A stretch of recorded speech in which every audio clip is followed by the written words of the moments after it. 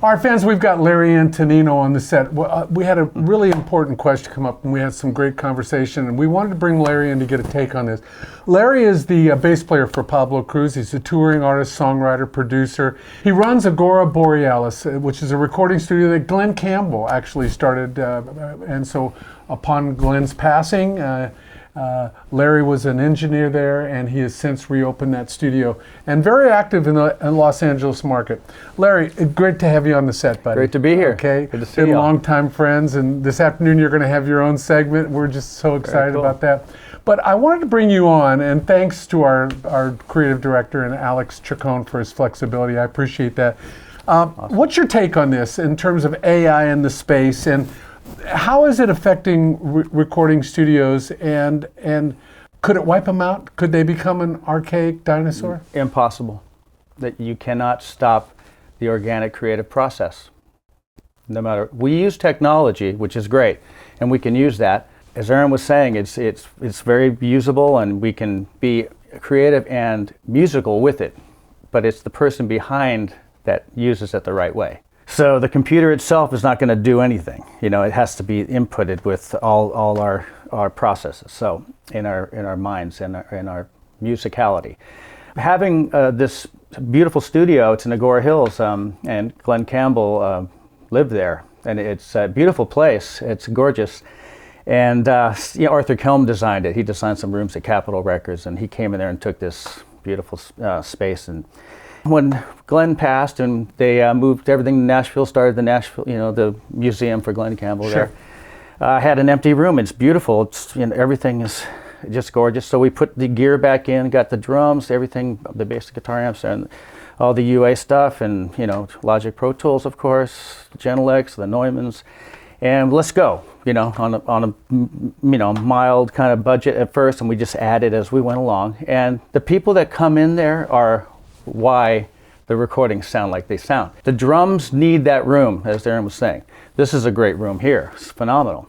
And just acoustically, you can hear it. And where you place the mics is important, depending on the style of music. And Al Schmidt used to walk around and go, okay, the way that guy's playing, I need to put the mic here. Mm-hmm. The way this guy's playing, I'm going to do an overhead over here, or whatever it is, just different on any instrument. So the process of musicians collaborating and getting in the same room and working through arrangements. The songwriter comes in, he goes, I have this song. Okay, it goes like this, like this, like this. You're playing your instruments. Let's all put our heads together. I trust you guys. You're here for a reason. You guys, I called you because I like the way you play, that sound you get, et cetera, et cetera. And then you build. Take your time. This is a song I wrote. I've spent all this time arranging it, but you can change the arrangement. You can go anywhere you want, because those guys have all the history and the information in their heads of all the records they played, and you trust them. Let's take that out. Let's add that. Why don't we just get this dynamically to this place? And I wouldn't have thought of that if I was in my bedroom. So I need your brains. It's very important. And so I think it's absolutely crucial that musicians always get together and make recordings. Collaboration. Absolutely. Yeah.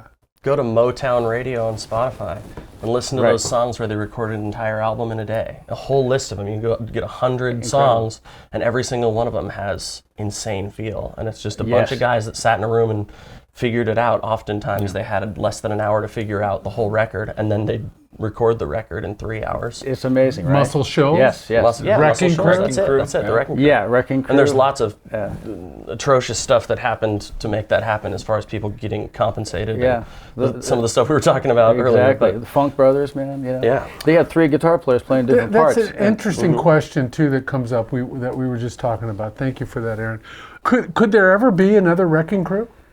Because I feel like Bigyardnation and what we did with our record, with the talent that we brought together in Cave Creek, there's a microcosm of a very cool resource for young artists, aspiring artists, and veteran artists, right? Could there ever be another Wrecking Crew? There are probably Wrecking Crews all over the place. Yeah, they exist. Guys that found each other. Yeah. I just found you. I can't wait to work with you. Yeah. Seriously. Aaron and I have worked together. We've written and produced already. a beautiful song. And so it's about getting out there and making sure you're in the mix. And then you have your team of guys that could be someone you met recently, and there's a click with that chemistry. That could be your wrecking crew for a whole record or several records. It could go how long down the road? Could be a lifelong relationship of those guys that play together, and people discover them, and that's a sound because the way they play, and people want that sound. So we got to keep finding each other, us musicians. There's still a handful of guys in Nashville who do Yes. entire records. They sit down in Blackbird and they do the final version of the song Amazing. in the same room in 20 minutes. Right. You know, and somebody goes, hey, that lick after chorus 2, can you make it go doo-doo-doo-doo? And the guy's like, sure, perfect, Yeah. walk out. Walk There's out. like 3 edits, you know, Yeah. for the assistant, Yeah, and I think that era of players back in the Muscle Shoals days was a different caliber of player because we didn't have the technology today to decipher song parts. These guys had to be on their game and nail it, you know, one or two Absolutely. takes. And they knew what each other was going to do. And I think about it. I think about that all the time with like modern production stuff. Yeah. You do these build-ups before the chorus, right? You have like a reverse cymbal or something, you know. And I do a lot of pop production, and you listen to those Motown records, and they have 5 guys all switching everything they're doing to warn you that the chorus is coming, and it's incredible. You have like a cymbal roll and like a bop bop bop bop bop, and you know, and like it's not just a drum fill. It's like the guitar player goes, you know. I mean, it's crazy. It's insane. What was your thought? Yes. Well, Sorry, I apologize for interrupting. Not guys. at all. No. But I think with today's player, you know, the term wrecking crew, that caliber of player that can nail it from beginning to end. These musicians today, we're living in the world of punching in. You know? Yeah, that's true. Yes, And they were quick. We can get that take. Session to session to session, you know. Right, but you know, with I think it's almost a crutch today is that we rely on this the ability to use this technology to create the finished product. Whereas back, I think in the Wrecking Crew days, those caliber players were capturing that magic. Right. Because they, you know, from the beginning of the song, the end, and it was the whole, the collective. There wasn't that break in the energy, like you missed one lick, let's go back and punch that in and fix that. You know, No. there's just definitely a magic, I Right. think, to that Yes. type of player that are we seeing today? I don't know. What do you guys think? There are players out there, they but do they it. had 4 to 8 tracks or whatever to do it on. I mean, the tambourine guy, they couldn't turn him down. That's why those tambourines are so loud in those Motown songs, and that Well, and became that's- part of the sound. And you know, those guitar players, you don't mess it up because we're all doing this together. Right. You know, And maybe if they we're in were one making stereo an edit, bus or it something. was I don't they even cut know. a tape in one spot because it was like, hey, it sounds like we sped up here. It would sound a little better if we cut the tape and you know, Yeah. splice. Literally, you had like tools. Yeah. And what about those records where, you know, there's a little fill that's a little silly, and you know, now we go in there and go, well, let's put the kick drum back a millisecond, and it'll line up the snare a little ahead, and this sounds perfect, but we learn to love that little funny thing he did. That's the human feel, I think. That That's the thing human element. became an integral part of the song. Actually, it became a part to be remembered because he played it. He was in it. He was in the feeling of it. So don't take the feeling away, man. Right. Absolutely. Take the feeling And away, I will. man. Come on, man. Keep it going. I will put my 2 cents in for both sides. Stevie Wonder made a lot of his records by playing every instrument one at a time, Right. and obsessing over how it turned out. That's right. So like, it's not like there's one way and that's the way to make good there's records. many ways. Sure. Stevie You are Wonder correct. was not a slouch. One of the But geniuses he of our wasn't time. like a great drummer. But his feel on drums did this thing that worked with his feel on synths and his Just feel incredible. on keys, on organs and stuff. Unbelievable. That's a great example of that. One of his songs, anyway, he plays like 5 different organ parts that don't really work that well together, but when you stack them all, You got the point. That's right. you know, it's just like, oh. But then he just calls smacked his my horn mouth. guys and he calls his bass player and it's the guys that do what they do and Yeah. they make those records. And but yeah, Stevie, there's I a just lot always of think it's good to pay attention to both sides. Always. I think people make great records, Jeff Yes. and Tom Petty, and all the way till now, Right. both ways. yes. And you know, a lot of times you can do a lot at home and you've got it to where you want it. Then bring the into the studio and get the guys to play and feed it to the ears just right. Play this. And then they play along to it, and then you get the live feel with your program stuff. So you know, we all play. The guys that couldn't adjust to the click back in the day, they kind of became dinosaurs. Unfortunately, you have that was separated the men from the boys. The drummers, Yeah. If you couldn't stay on a click, when the click goes away and you can't even hear it, that means that drummer's dead on.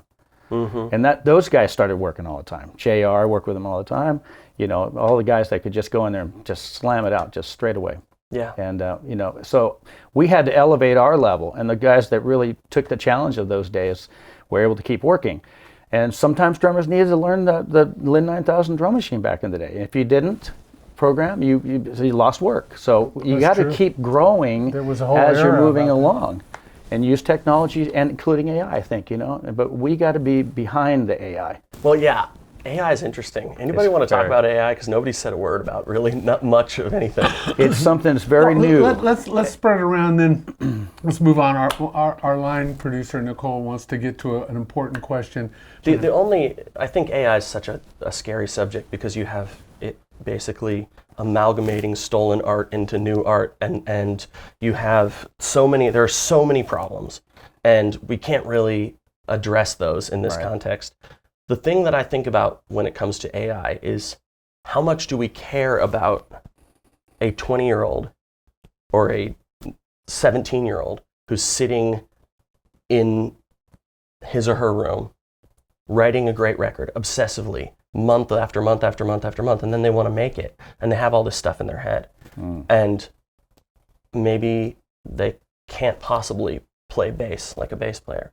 Right. I mean, this is a real devil's advocate sort of thing. Yes. But hey, we have recorded bass performances from really great bass players in a plugin from Native Instruments, and you go, okay, these are the chords, and this is the feel I want. Okay, let's go more natural. As recorded, you can go from as recorded to tight, and tight means they quantize it a lot more. Yes. And you go way back toward as recorded, and you got an upright bass player in the studio 4 years ago or whatever, and you're going do do do boop, boom, do do do do, and you're just pressing the key for the chord. You say, hey, we're in C minor, and you press the key for the chord. Okay, we need the 1, we need the 6, you know, and you just do that. And somebody who's 17 years old in their house, if they can afford a laptop, they can make that record. That's right. Is that a good or bad thing? I think that's a good thing. You know, you talk about musicians are going to lose their jobs that way, but somebody who lives in, you know, whatever, somewhere where they don't have a lot of money, and they're just, their parents aren't going to help, Right. but they can obsessively learn the technology and use, that's not exactly AI, but there are neural networks behind those things Yeah. that are piecing performances together, just like a superior drummer, or you know, it's the same thing. And so some people are like, whoa, AI. Or you have somebody who goes, hey, I got this EQ plugin that's going to listen to what this is, and based on 5,000 other guitar sounds, you say it's this kind of guitar sound, and it creates an EQ curve that's really nice for it. Yes. And it's like, do you want a 17-year-old to have to either hire somebody who costs $75 an hour or learn for 6 years before they can make their music? I don't know. I'm okay with some of those. Or reach out to Bigyardnation. We'll hook you up. Yeah. I mean, you mentioned, you know, you're talking about putting in the time, which is what we did. And it's important to do that too. So when you just go like that and you got a 4-bar phrase with that killer guitar sound, and you can, I mean, a lot of the songs out there are 4 chords. It's the melody and the story behind it and the way the singer is presenting it. I used bass on purpose, by the way, Larry. Well, you know what? I really did. Interesting, because I remember back in the day when samplers first came out, the guy at the session, I just cut a couple of tracks, and he goes, can you give me let's just go through the notes, you know, up to an octave or two, and I just recorded me. So I realized he was sampling me and everything. And I left the session, and he gave me a slide, boom, you know, or whatever. And I go, okay, a guy can go in there and try to piece this puzzle together, but the picture ain't going to look like what I would do. Of course not. Again, that song is not going to sound like that. It's going to not. sound pieced together. And it's good for, I think, in a lot of ways. And that's where AI comes in, is it to some degree fixes that issue. Yeah, right. I can play you a song where you think I recorded every single instrument organically Absolutely. in a studio, you know, and I didn't. I don't use it that much myself because I don't need to. Yeah. But what you were saying there, yes, we do put in the time. Yeah. But a 17-year-old where her focus is songwriting. It's a great She's a great songwriter, Yeah, and she can great play. She can platform. finger pick her Tool. guitar. Great tool. Great tool, absolutely is. And so let that be the tool, and they're going to evolve, and it's wonderful they have a place to come from, to start, Yeah. you know, in their limited reality, with they're not knowing anybody, you know, whatever funds, and they don't have, you know, so, but you can get something just to get it down. People just garage bands, start there. I mean, whatever. If you will evolve as an artist, you will get there if you have that soul and your calling. Music picked me. It Yeah. picked you. Picked you. It picked you. We didn't have a choice. So it's better it's a or shame worse. when someone's chosen and they have all this incredible talent and they don't know what to do with it, and they may flail and then give it up and try something else and be unhappy for their life, when that should be accessible to them. And 10 years down the road, they might provide, you know, hundreds of thousands of dollars Absolutely. in income for session then musicians. they call us real players to play on their records. on their records now that people know their songs. Yeah. Yeah, totally. Yeah, but it's all family. We bring it in. I say use all of the technology. And if people listen to that final product and they go, I'm feeling something, that's all that matters. What's Use everybody's thought on? I was reading something regarding AI in terms of written content. How the content that the AI is drawing from has been entered in by humans, and it's basically already written content. So there's this kind of idea that it's basically plagiarism. It's basically pulling content that was put in by humans Yep. that was previously written.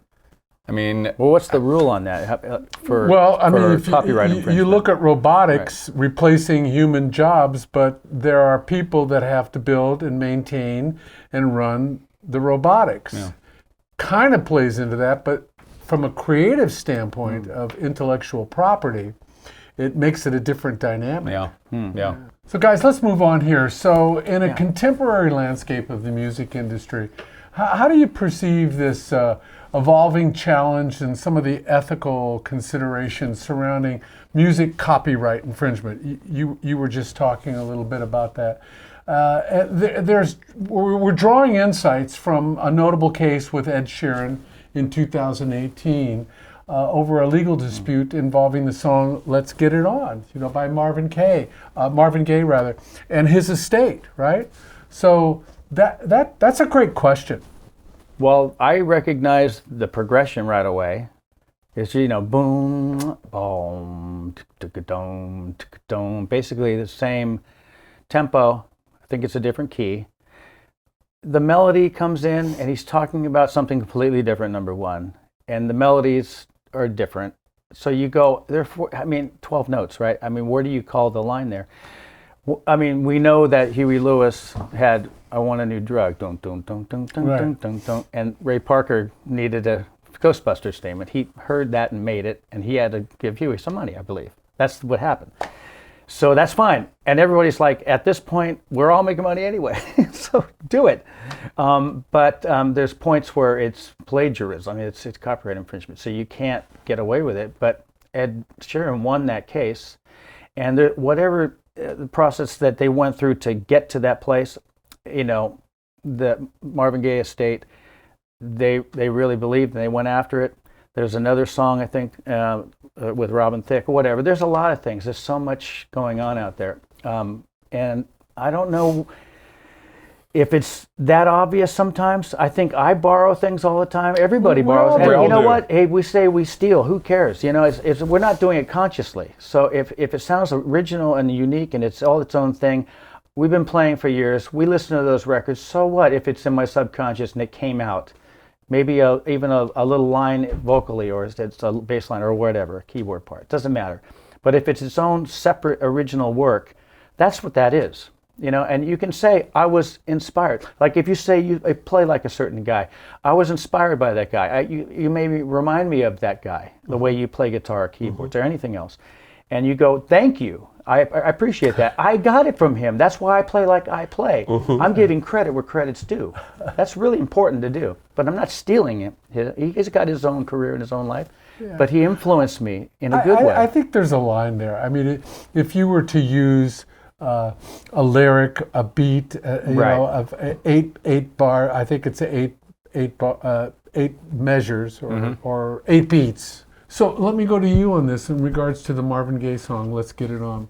The Ed Townsend estate Do you think that they had the right to bring that lawsuit against Ed Sheeran?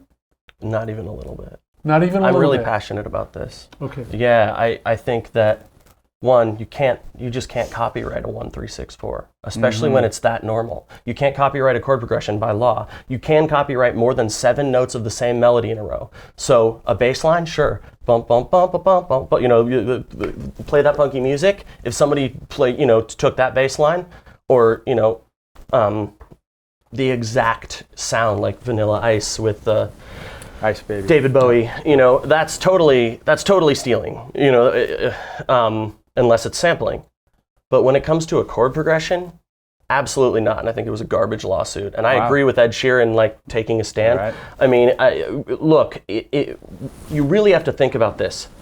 The indie folk genre goes away altogether because there's 8 melodies in that whole genre, and they all just exchange. They're just melodic shapes that people use. Yep. And a lot of the time it's more than 7 notes in a row. Bluegrass, gone. All bluegrass. Yeah. Rock and roll, the entire 50s, bye-bye. Amazing. They just sue each other out of business. I think that lawsuit, I have no idea about motivations, but I think lawsuits like that happen to the biggest stars in the world because they have 1 billion streams Because they have a on lot of 5 money. songs.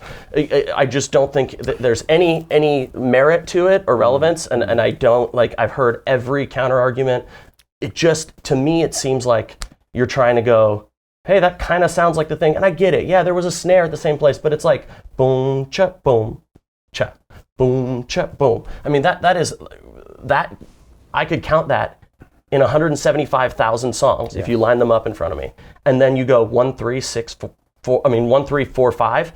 That's not a thing. And by the way, it's not even a 3 chord, which I think Marvin Gaye's is. Right. It's a 3 under a 1 chord. Right. It's 1 with a 3 in the bass. Right. Yes. 4, 5 is actually the song. That's it. And I believe Marvin Gaye's is 1, 3 minor, 4, 5. And so you're talking about an actually different chord progression with a similar feel. And different keys. And different keys. Yeah, E flat was with Marvin Gaye, and I think Ed Sheeran's in D. I mean, D, different half step. different timbres with different keys. Which is correct. why Sheeran prevailed in that. Yeah. Well, plus there's also in the Sheeran tune, there's that tacet in the middle. I think that that we can that kind of Oh yeah, and he light changes part the there. chord progression. Yes. Yeah. So he changes the chord progression for the pre-chorus. Yeah. Then he goes back to the verse chord progression with a totally different cadence for the chorus. Right. And then at the end he does the we where we are, and every single thing is a different chord. It's I thought it was a baseless lawsuit, and I was kind of disgusted by it. Yeah. Well, let me ask you this.